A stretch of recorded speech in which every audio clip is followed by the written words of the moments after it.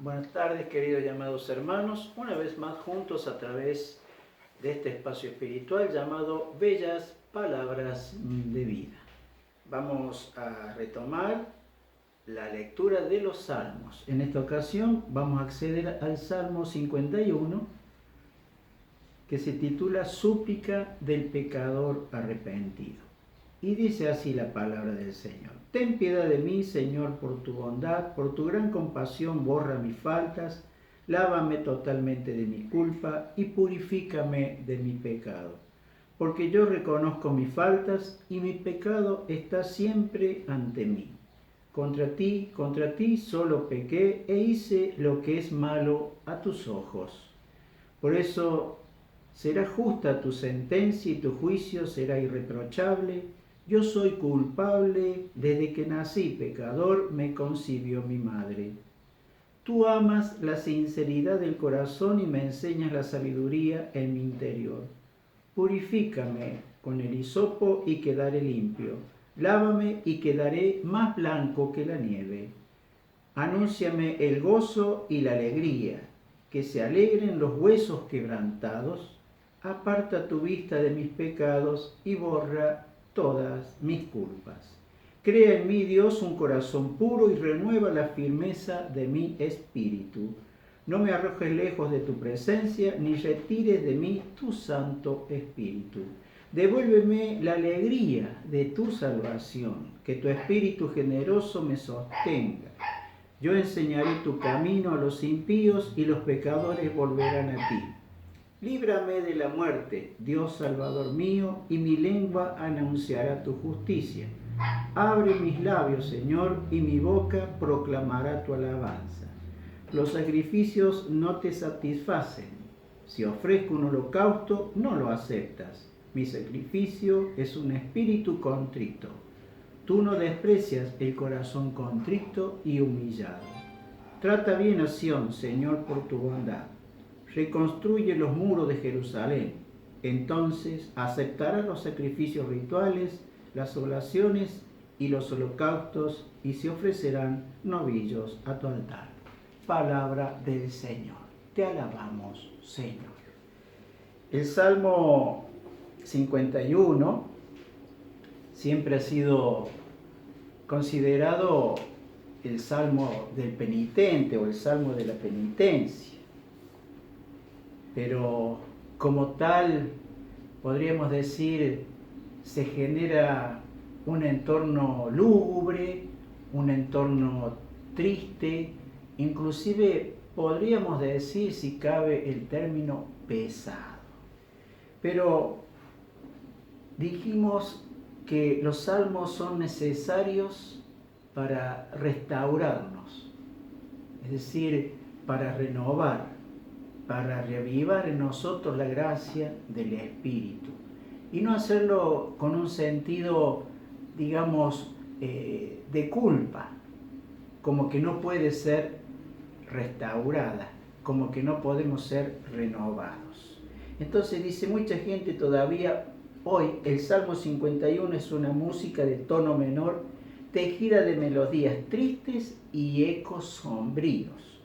Durante largos siglos había sido el típico salmo de los tiempos penitenciales, de los días de ayunos y abstinencia, a lo que comúnmente llamamos el salmo miserere, cantado, semitonado, simplemente rezado, y por cierto con cierto un aire siempre arrastrado, acompañaba invariablemente a los difuntos hasta la sepultura.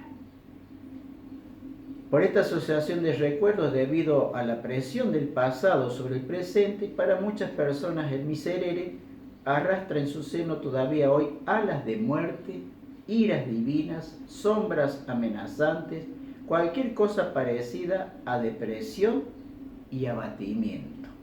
Para mucha gente es un salmo triste, el salmo oscuro de la culpa y el pecado. No obstante, como veremos, es todo lo contrario, por gracia de Dios. Todo esto se manifiesta, digamos, a través de las historias y de las ilustraciones, ¿no?, de esas religiosas, esas ilustraciones religiosas, ¿no? De las ermitas románicas, que eran muy hermosas, muy bellas, construidas de piedra desnuda, y como para darle un aspecto, digamos, de restauración o de innovación, ¿no? Agregaron en épocas tardías un revestimiento de cal con el fin de embellecerlas. Pero ha llegado la hora de remover ese revestimiento para que aparezca el rostro original de la ermita. Asimismo, el Salmo 51 necesita de un remozamiento enérgico para que se desprendan las escamas postizas que lleve el viento, los ecos sombríos, y pueda aparecer a la vista de todos lo que el Salmo en realidad es. ¿Qué es lo que es el Salmo 51? El gran Salmo de las misericordias del Señor. Y son muchas las personas, y más en estos tiempos que nos toca vivir, que necesitan hacer esta limpieza purificadora y redescubrir sus entrañas de misericordia. Entonces, a eso vamos a apuntar. Contra esa impresión generalizada, la de ser un salmo sombrío, podemos afirmar de entrada que entre los 150 salmos no encontramos otro que contenga tanta profundidad, belleza y consolación. Desde la primera hasta la última palabra, un binomio maravillosamente evangélico recorre sus entrañas: confianza, humildad.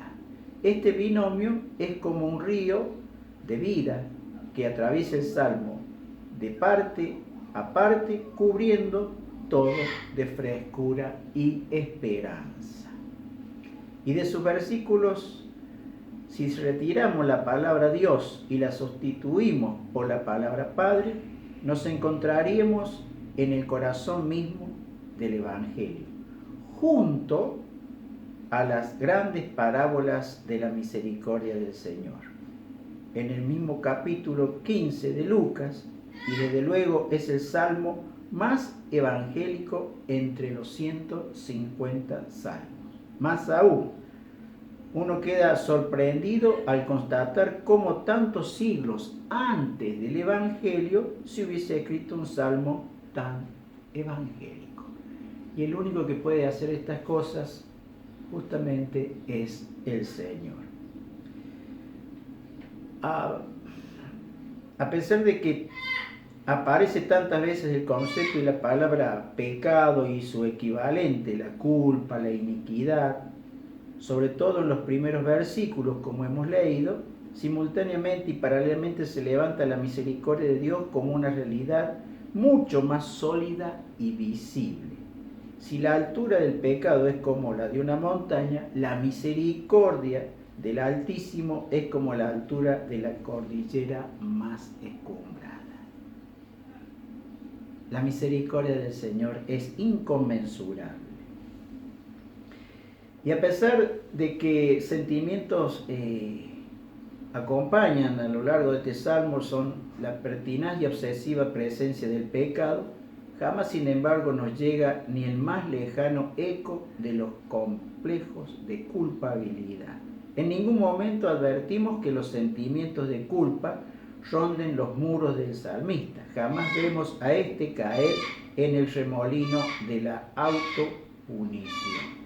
Esa es la maravilla que el corazón de Dios solamente puede tener y alcanzar en su gran misericordia, ¿no? Qué importante que es esta realidad. Una cosa es la humildad y otra cosa es la humillación. La humildad es hija de Dios y la humillación hija del orgullo. Por lo tanto, se confronta, porque sabemos que el orgullo no es de parte de Dios, sino del maligno. Entonces ahí vemos de qué manera se manifiesta el amor del Señor. La humildad, dice, es una actitud positiva. La humillación, en cambio, es autodestructiva. En el fondo de los complejos de culpabilidad, aletea incesantemente aquel binomio de muerte, vergüenza, tristeza. Efectivamente, en su último análisis, los complejos de culpa se reducen a estos dos sentimientos combinados. Y en el fondo de estos complejos se agita un instinto de venganza en contra de sí mismos. Se irritan en contra de sí mismos porque se sienten tan poca cosa. Se indignan y se siente rabia por ser así, tan incapaces de actuar según los criterios de Dios y de la razón, según los cánones de un ideal.